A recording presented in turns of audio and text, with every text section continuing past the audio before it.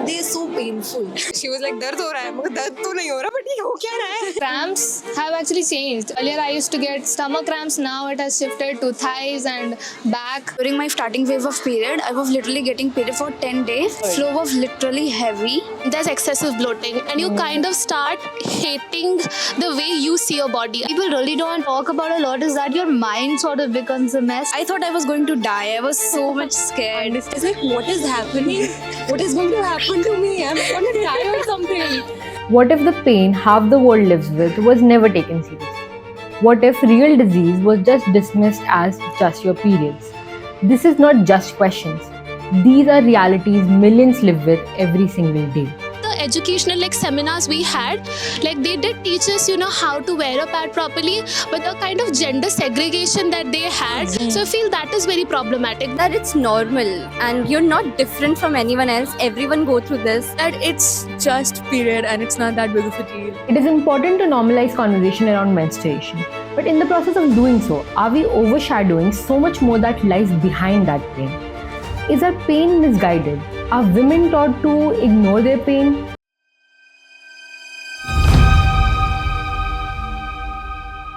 It was in my mind that this is not something to tell everyone. Yes, And oh my God. didn't tell anyone of my house.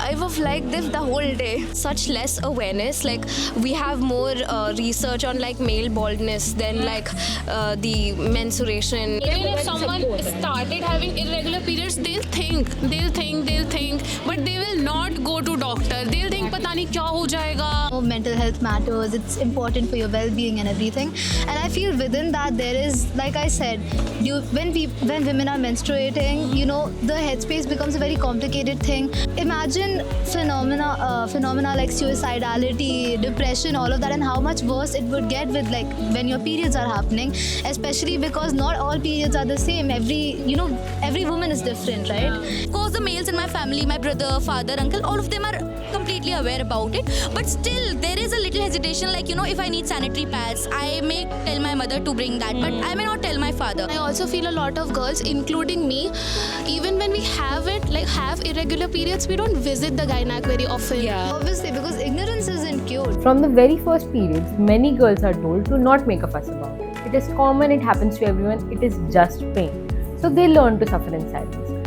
But this conditioning is very dangerous because pain isn't always just pain. For millions of women, it is real medical condition.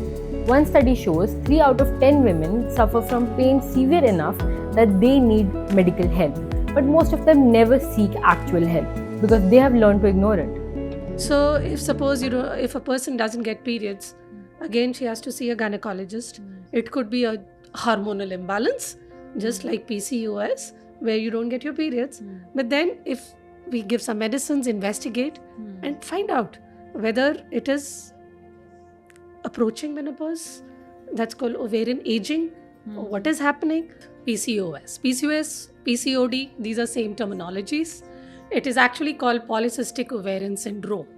It is actually a syndrome. It's a combination of symptoms, ultrasound, and lab parameters. The common symptoms of PCOS would be menstrual irregularities. A girl or a woman would have prolonged cycles. They will have, the flow will be less. They will start having all those symptoms of acne, facial hair fall, hair thinning. They're struggling with weight gain. And in fact, in PCOS patient, you'll realize that in spite of working too hard, in spite of dietary restrictions, they can't reduce weight. So if a woman is suffering from all these symptoms, don't sit at home. Come out. There's a treatment for everything. You don't have to suffer in silence. Come out.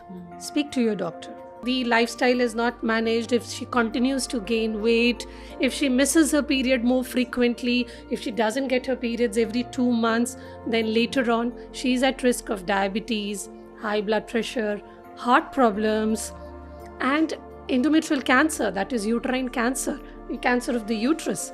These are the risk factors which are associated with severe forms of PCOS, which should be addressed right from the beginning. So it is advised that do not touch pickle, it'll spoil it. Oh my God. मीठा मत खाओ. Okay. मीठा मत खाओ, spicy मत खाओ, ये मत खाओ, वो मत. मैं खिचड़ी खा लूँ. What should I eat? Don't touch achar. Don't touch tulsi.